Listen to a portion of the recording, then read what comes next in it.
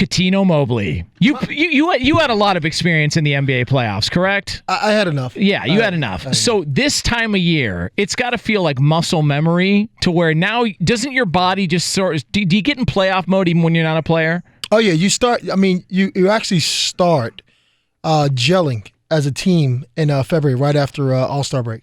Yeah. Right? Because you took your little, especially if you didn't make All-Stars or whatever, you didn't go to the event, you take your little break right there just to get your reboot for the second half, which is the most important half of, basketball, and especially for your team. So, when that late February, early April, you're saying to yourself, okay, guys, let's sacrifice. No going out late. Make sure you sleep well. Let's do an extra shooting, just to get yourself ready for that mid-April, May. And so the playoffs are going to be starting coming up tomorrow. And we've heard, look, all year long, we've heard from so many people, well, the regular season, it's just whatever. They're just kind of getting through it to get into the postseason. Blah. Is that even possible? Can you just sort of coast your way through the regular season to some extent, and then all of a sudden the playoffs get here and you just ratchet it up? How funny is this, right? It's like, you think about the teams when I was younger, right? You have 43. So back in the 90s, the only team I really saw do that, and actually the only team that does that now, so the only team I really saw do that was Chicago Bulls. They would coast. Oh, yeah. And they still win 50, 60 games, but they would coast, right? Then when it got to the playoffs, they turned up another notch. And I think the only team that does that now is Golden State Warriors. That's the only team that does that right now. Everybody else, if you think Boston's going like, oh, yeah, well, we're just waiting. No, that's not how it works, right? Those guys don't have enough experience. And I don't think, and I love Kyrie Irving, don't get this wrong, Kyrie and Kyrie fans. He's not that guy to say, okay, I'm going to turn it up now and then put the team on my back so we can win a championship. I haven't seen that yet, right? Like, LeBron James was the first guy when you were in Cleveland. Then you were. Yeah. It wasn't Kyrie and then LeBron James. So. Yeah. And I think it's funny, though, because we sort of criticize, and this is why we wonder why some of these guys go out and chase rings and want titles and all this stuff, because they're told that no matter what you do, doesn't matter what it is. Russell Westbrook, 3 straight years with averaging a triple-double. Okay, big deal. What did you do in the postseason? Right. Well, here we are. And you wonder why some of these guys put such a premium on the postseason nowadays, because they're told your career, according to us, according to media members who weren't good enough to play like myself, or fans out there who weren't good enough to play, that your career is not validated unless you win a ring. And then we wonder why guys do load management and then want to go chase rings and form super teams. Right. So here we are in the postseason. It's a great point. And I just think that too much is put on the postseason from the outside when there's already enough put from the inside. But so many guys hear the voices and are told you're not good enough unless you do this. Mm-hmm. And now here we are. And I just wonder how it plays out, because you've had a lot of players who have been resting, picking their spots, trying to get to this point. Now here we are, and then we go out and we play. That's such a great point. A couple of names come to mind for me before I played Rod Strickland, who was amazing, and Sharif Abdul-Rahim. He was a 20-10 guy, right? And he wasn't on great teams. To me, like you said, the perception of you have to do this, you have to make the playoffs, you have to do this, you have to win rings to be really good. Those guys are really good. And I'm not like, for me, if the Paul says, if I had, Shaquille O'Neal or LeBron James, I can win 5 or 6. Well, I mean, a lot of really good players can say that same thing, right? Like it's all about the organization, the coach, the GM, right? The management. A lot of that comes into play as well, because you can be amazing as a player, but you just don't have the supporting cast to get to that next level, right? Because the Lakers were on another level, and San Antonio was on another level, and this the early 2000s. We couldn't get past them. Nobody does it hard. And nobody does it alone. You can't do it alone. The one thing about the NBA playoffs is, regardless of whatever you think about whoever wins it, the best team wins every single time. Right. Because you have so many 7-game series. And you can argue about whether or not the opening round should be a 7-game series. I don't think it should be. I think it's too long. I mean, these playoffs are going to go until June. Mm-hmm, and there's going to day off in between, all that stuff. So it drags out for so long. It's impossible to have one great player and a supporting cast and go win an NBA championship. You can't do it because you have to beat teams over and over and over again until you finally beat enough of them, and then you go and you win a championship. So everybody needs help. Everybody needs help. Yes.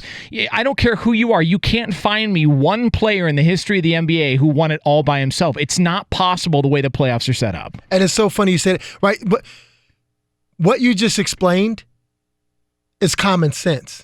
A lot of people, when they start to speak about players' productivity or how good they are, they kind of forget that basketball, you need 5 guys, not one.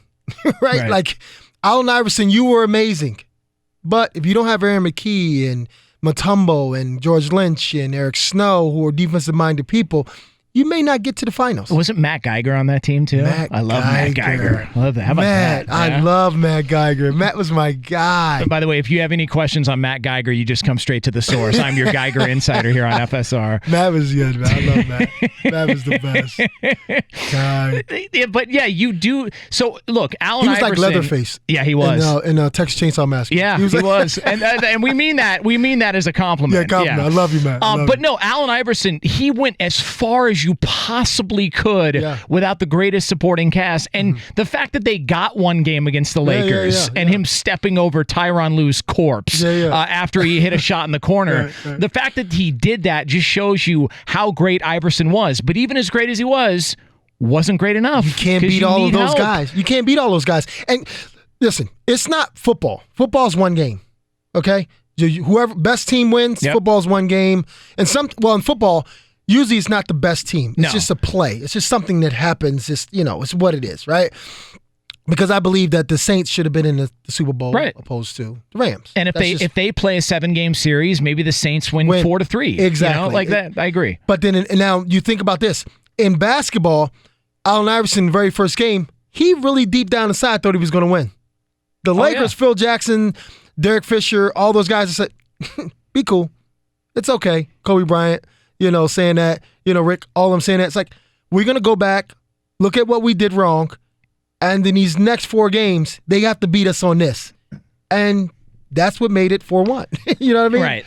And I also think another guy who I don't think gets enough credit for being a great player because people just look at the highlights, Dominique Wilkins. Oh, he was great. Dominique Wilkins was a great player, man. Great. And the Hawks had really good teams. Yeah. Doc Rivers, Kevin Willis was on that team. Little Kev. Oh yeah, they had really good teams, but because the East was so stacked at that time, to where you had the Bulls and the Knicks and the Pistons and the Celtics then who were still relevant.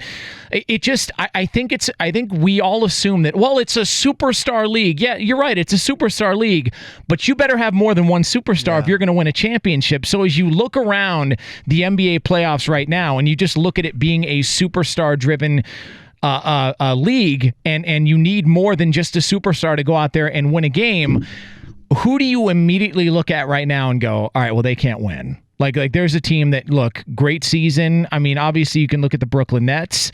You can take a look at the Detroit Pistons, maybe the Orlando Magic. Right. Like, you need a lot to win an NBA championship. So when people tell you, well, that guy, he was great, but he wasn't good enough, and his career wasn't this because he didn't win a title. Look, there's a lot that goes into it. I think sometimes people get discredited just because they don't have that ring, when the reality is they were awesome. They just didn't have enough help around them. Well, and you know what? You can look at Milwaukee. Milwaukee's great. Yeah. Right? Yeah. But a steady diet of 7 games, I love the Greek Freak. He's my favorite. And I listen, I don't want LeBron to retire, but when he does, I can't wait, because Greek Freak is going to be that next guy, especially when he gets a jumper, a consistent jumper.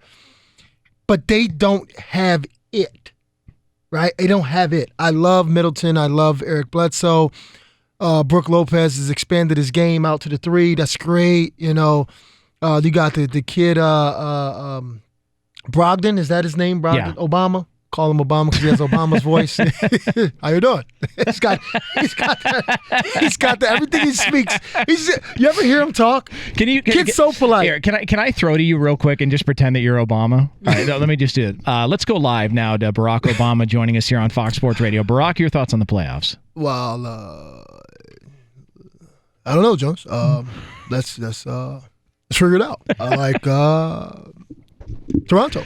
By the way, how many people do you think are day drinking right now going, oh my God, they got Barack Obama on? Jesus. I'm not good at it, but it's just so funny.